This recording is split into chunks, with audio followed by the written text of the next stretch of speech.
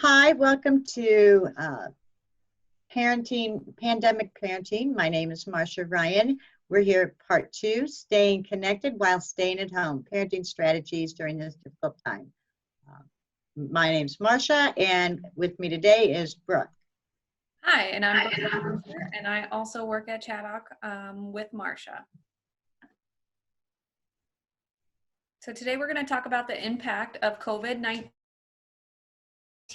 and some of the things you might be experiencing in your home. So you might see that there's an increase in arguments, everybody's frustrated, you're having to stay at home, kids are doing schoolwork at home, not being able to hang out with friends. There's a higher boredom rate just with not being able to interact with other people. There's the lack of motivation to get schoolwork done, struggling just to focus on the schoolwork. And then there's a big confusion between school and friends, because here it feels like it's summertime, yet at the same time they're doing schoolwork and they don't get to hang out with their friends. So where to start to address some of the impact of COVID-19? So finding ways to connect with others, maintaining relationships, and addressing the challenges that you face during this time. So the importance of connection. Humans are designed to be social creatures. So it's just a natural need of ours to be able to connect with other people. That adult and child connection provides that emotional safety for the child to feel safe in their environment.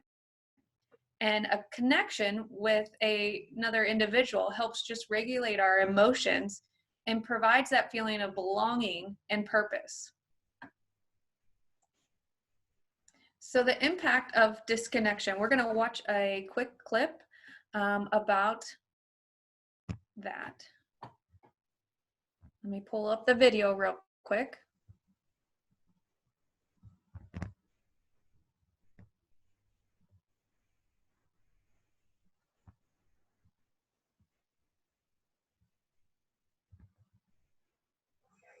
Babies this young are extremely responsive to the emotions and the reactivity and the social interaction that they get from the world around them. This is something that we started studying 30, 40 years ago, when people didn't think that infants could engage in social interaction. In the still face experiment, what the mother did was she sits down and she's playing with her baby, who's about a year of age. I'm like a girl. Oh. And she gives a greeting to the baby gives a greeting back to her. Yeah. This baby starts pointing at different places in the world, and the mother's trying to engage her and play with her. They're working to coordinate their emotions and their intentions, what they want to do in the world. And that's really what the baby is used to. And then we ask the mother to not respond to the baby. The baby very quickly picks up on this. And then she uses all of her abilities to try and get the mother back. She smiles at the mother. She points because she's used to the mother looking where she points. The baby puts both hands up in front of her and says, "What's happening here?" She makes that screechy sound at the mother, like, "Come on, why aren't we doing this?" Even in this 2 minutes, when they don't get the normal reaction, they react with negative emotions. They turn away. They feel the stress of it. They actually may lose control of their posture because of the stress that they're experiencing. Okay. I'm here. And what are you doing? Oh, yes. Oh, what a girl. It's a little like the good, the bad, and the ugly. The good is that normal stuff that goes on that we all do with our kids. The bad is when something bad happens, but the infant can overcome it. After all, when you stop the still face, the mother and the baby start to play again. The ugly is when you don't give the child any chance to get back to the good, digital reparation, and they're stuck in that really ugly situation.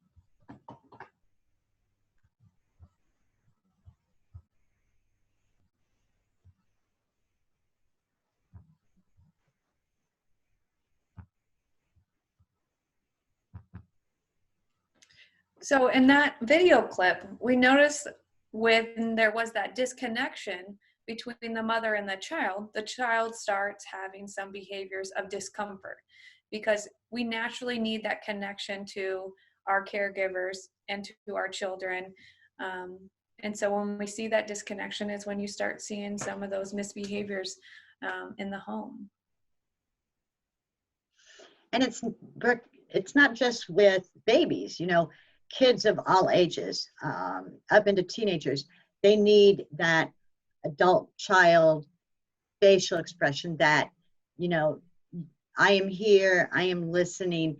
And I just remember having dinner with you one day, and we were watching a young couple, and the gal was on her phone, and the boy was trying to get her attention, and she was on her phone, and he was like moving more forward to try to talk to her, and she continued to say, by the end, he was on his phone. They were completely disconnected. This is really important in the fact that we are working at home. And so a lot of times we will be in Zoom meetings as parents. We will be focused on, you know, our emails. We have to sometimes disconnect and stop and look at our child to find out what they're needing. If they're crying, you know, they're going to get our attention. They're going to connect with us one way or the other. So let's find ways to connect in a way that it's a positive connection. Yeah, you're exactly right. In the video, the baby is arching her back and screeching. So she was going to do anything she could in that moment to get her mom's attention. And we all know the older they get, the louder they do screech. So they are going to get our attention. Yes.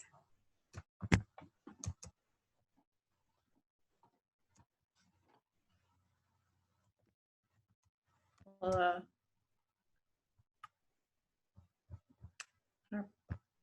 PowerPoint. Let me try to reopen it.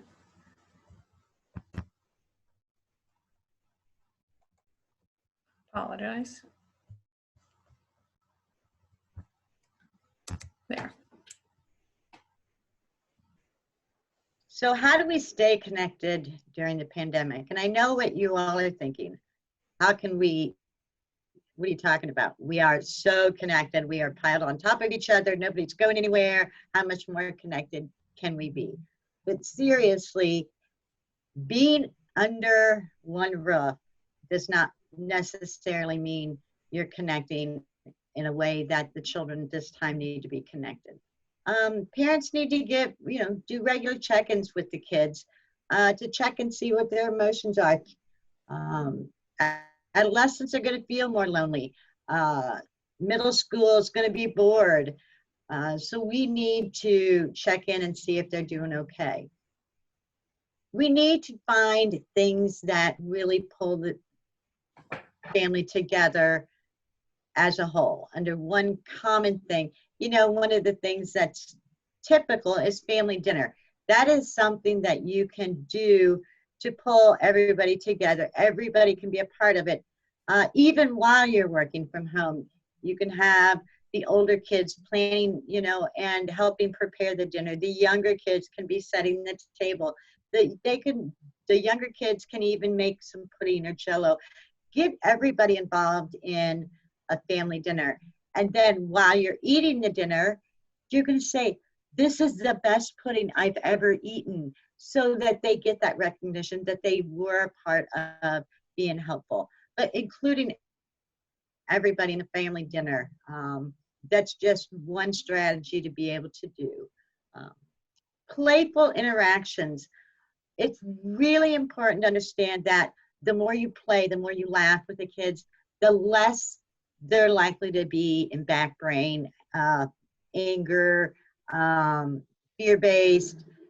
The more you can laugh and the more you play, the healthier they will feel. it's things that you can do, family game night. If you're a TV family, finding funny shows that everybody can watch. Do activities outside, racing games, get that body moving, silly games, you know, things that everybody can play with. Mother May I or Simon Says, things that include everybody.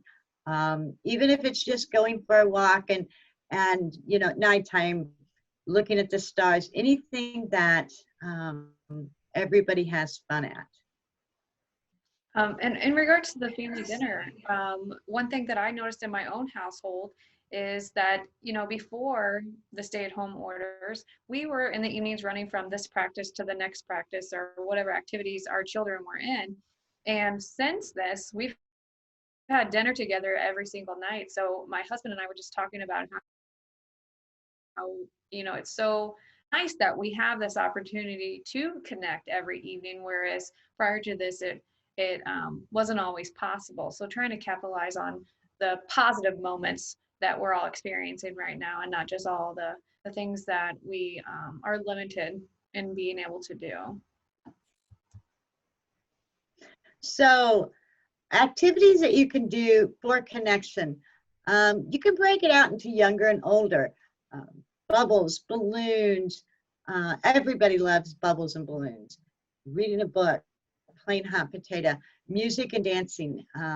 You know, pulling up little videos that you can dance to. Going back to the basics. It's, you know, get away from the electronics and play the London bridges and follow the leaders. You know, as I said, Simon Says and Mother May I, going straight back to the basics of old, you know, my kids call it old school, but you know, they love doing it. And we continue to do it, even the older they got. Balloons and bubbles, who doesn't love balloons and bubbles? For the older kids, charades or Pictionary, various versions of tag, that gets those adolescents and the middle schoolers out running around. Obstacle course, set up obstacle courses, indoor, outdoor, and time them and see how fast. You know, you don't even have to race each other, but see if they can beat their own time. Those are things that, and you can laugh. And throughout these activities, you're laughing, they're laughing, you're giving a lot of high fives, and you're, you know, a lot of good jobs. They're feeling confident, they're feeling accomplished, they're feeling proud of themselves, and they're feeling connected.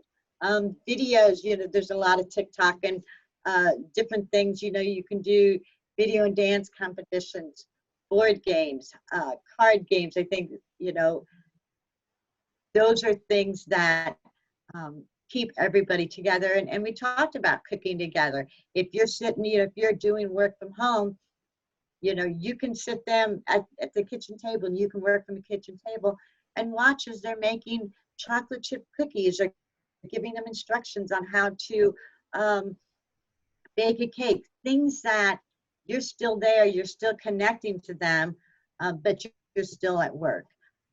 It may be helpful, and it keeps you with them and still available for them and still available for work.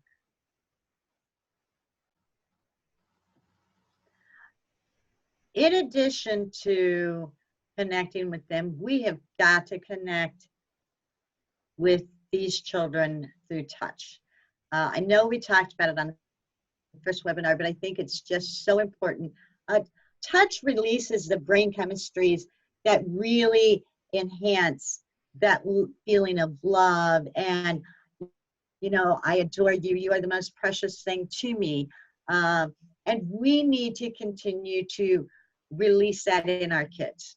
And so we can do that through, you know, our eye contact. We can do that through touch. We can do that through giving them verbal praise, hugs, high fives, spontaneous touches along the shoulder as you're walking by them, pulling their hair back, anything, just rubbing their head, anything that increases touch. Just can't say enough about the power of touch and how that keeps you connected to your children. So connecting through nonverbal communication. Be aware of those messages that our nonverbal communication is sending to our kids. Are we sending that we just love and enjoy them, or are we sending the message that I'm so frustrated with everything that's going on and I just can't take very much more? So being aware of that, because our kids can tell just by our facial features what we are feeling. It's funny when we talk to different kids and ask them, how do you know when your parent is just frustrated and done? And they can tell you the exact facial feature that changes in their parents, whether that's an eyebrow going up or just kind of like a nose crinkle. The kids know by just your facial expressions what you're feeling. So we want to be able to just be aware. Are we showing them those loving eyes and smiles and being fully present with them? You know, often we are right now because we are working from home. We're looking down at either our phone or our laptop, and often we can think, you know, we can multitask, which we all typically can, but our kids need to see our eyes when we're talking to them. So even though I might be looking at my computer, getting some work done, listening to their conversation, and I can still talk to them, our kids don't feel like we're present or that what they're saying is important enough because we're not giving them that eye contact in that moment. You know, you reminded me, they can tell when through our eyes and through our body, when not only when we're happy with them, but when we're anxious or frustrated. And during this time, we're a little more anxious. I can remember a mom whose eyebrows, as you said, went up. And the higher the eyebrows went up, the more their children kind of went up and up and up. And so when I'm talking to the dads, not only the kids, but the spouses know too, because the dad is saying, you know, when I asked the dad if he knew what mom looked like when she was frustrated, and he's like, yeah. And I said, well, can you share with her? And he's like, do I have to? Because he liked to know when she was frustrated, so he knew where to steer clear. And the kids know too. But it's nice that you communicate that, and that way the kids know and the parents know, okay, they're seeing me frustrated, and so I need to calm myself down, because the more I'm frustrated or anxious or nervous about what's going on, the more angst they're mirroring me, they're copying me, they're feeling my feelings. And so that's really important. We don't know, but that nonverbal communication is really projected to the kids too. So maintaining social relationships, you know, providing our kids time to do video calls with family and friends, and you yourself doing that as well, because we know that we need to be connected to the people we care about, and they need to be connected to us. Just for all of our mental health, we need to make sure that we're maintaining those relationships. Participating in those birthday and other celebration parades. I know everybody's probably seeing them. You see different invites on social medias, or you see them in your neighborhood, they're going on. Participate in that. So your kids are going to see that relationships are a priority, and also it gets you out of the house without having to actually interact with people and respecting the 6-foot rule. So those are some opportunities to definitely take advantage of. Our older adolescents has a high need for their peer relationships. So supporting those relationships in a safe manner, giving them options. So it's not that you're giving in because they tell you, oh, Billy gets to hang out with Johnny, but you won't let me go and hang out with them. Well, here's your options are to, you know, let's do a FaceTime interaction with them, or how about you interact with them on social media? Just having limits and boundaries around that, because we know we can't let them just have endless amount of electronic time, because we know that that's not good for the kids, but just making sure that we are supporting their peer relationships.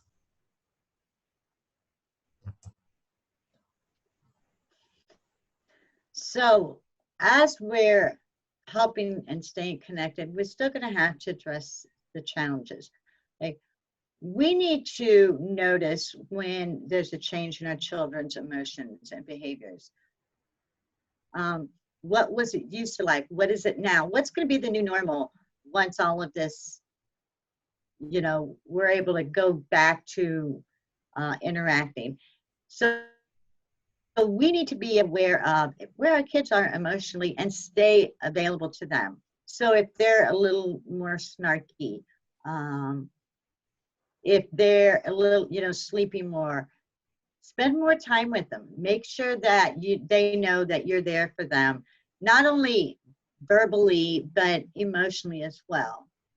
Notice your own discomfort that allows you to act rather than to react.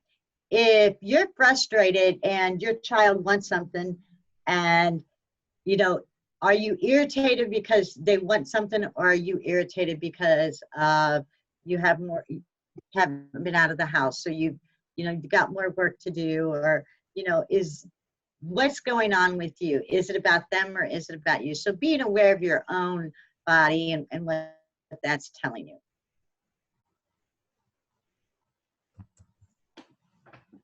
Make sure you set limits with empathy and understanding. You know, we talked about setting limits. We talked about setting the rules. You know, we can't let these kids go out and play at the park like we used to. And we have to be able to say, no, I'm sorry, we cannot do that, but we can go outside. And help them understand that you want to be able to do the things that you want to do too, but this is not the time. And we have to make sure we set those limits. We're setting limits, set the limits around the computers, how much, you know, computer time they can have, but do it with empathy and understanding, because everybody's going through this challenging time. Provide them a lot of choices. A choice of two. The older they are, the more choices you can give them. Things, you know, things that you can offer them. They don't, you know, you can do your math now and your English in the afternoon, or do you want to do your math after you go outside and play? The more choices you can give them, the more you're going to connect with them.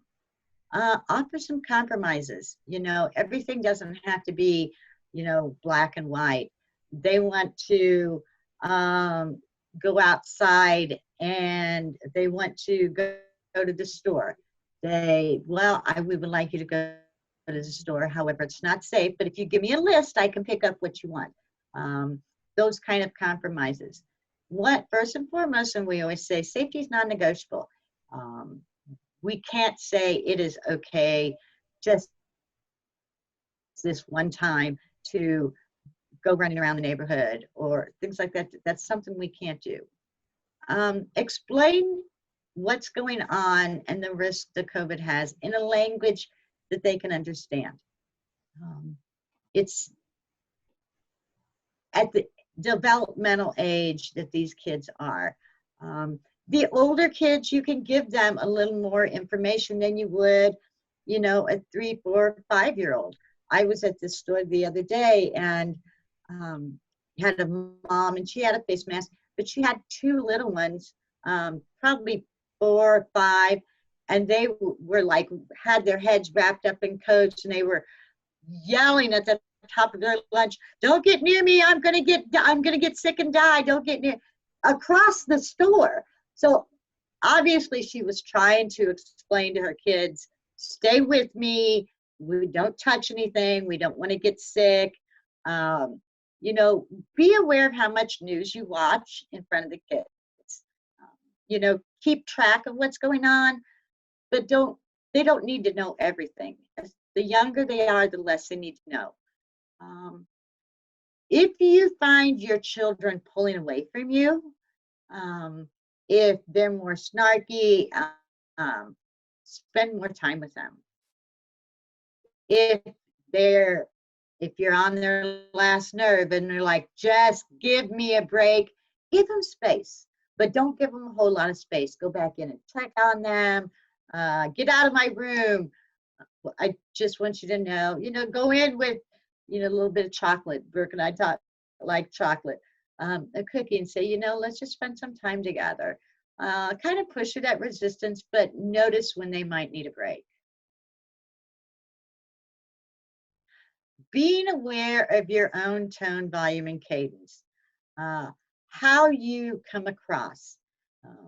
If you want to be fun and engaging and staying connected, then your voice, we talked about how the face has to be fun and connecting. Your voice has to say it too. If you want the kids to come down and play, you have to say, come on, guys, it's that fun and energetic. Let's go, let's play. Come on, it'll be fun. Versus, get out of here. We have to play a game. That's like, oh, I don't really want to play right now, because that's too harsh. Being aware of that and how it's interpreted. Watch our volume. It took a long time for me to realize how loud I was. Still loud, I'm finding. But the louder we get, especially when kids are irritable or frustrated, the more they think we're yelling at them. And so being aware of your own volume. Being aware of how the rhythm of your voice comes across. If you want to play, if you want to get them involved, it should be a fast-paced rhythm. Come on, guys, let's go. If they're in trouble, it's going to be very short, abrupt. So using your verbal communications to stay connected. You want to have fun? Let's play. Come on, let's go. If it's like we need to correct them, it's stop, knock it off. So being aware of how the kids interpret our tones.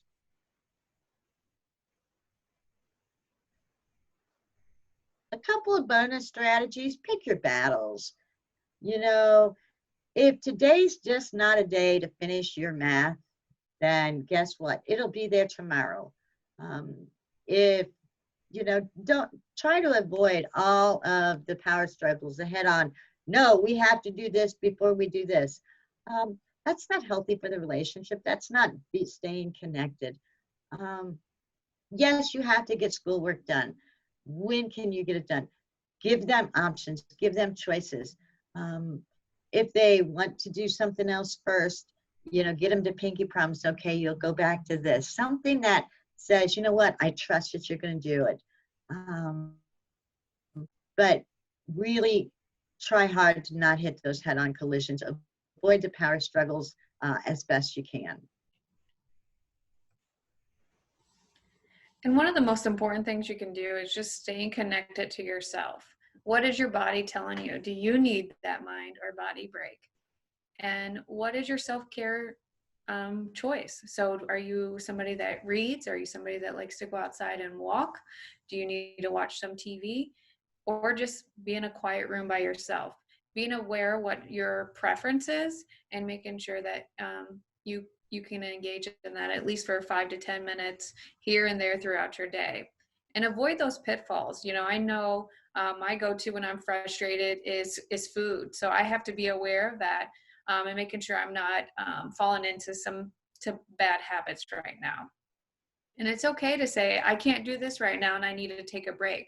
Because actually when you tell your kids that, you're role modeling to them of how to handle their own emotions when they're a little dysregulated. So please give yourself a pass there and know that it's actually helpful when you do that. And if you want more information in regards to what Marcia and I shared today, we have a book out. It's called Raising the Challenging Child. You can find information on that on our website or on Amazon. And one message we want to send you is you've got this. You have the tools to be able to parent your children right now during this difficult time. However, if you have questions for Marcia and I, and also other Chaddock team members, we are available on Thursday, 5:30 to 6:30. You can hop on our Zoom call and ask those questions that you might have in regards to what you're experiencing at home. We appreciate you taking the time to participate in our webinar today.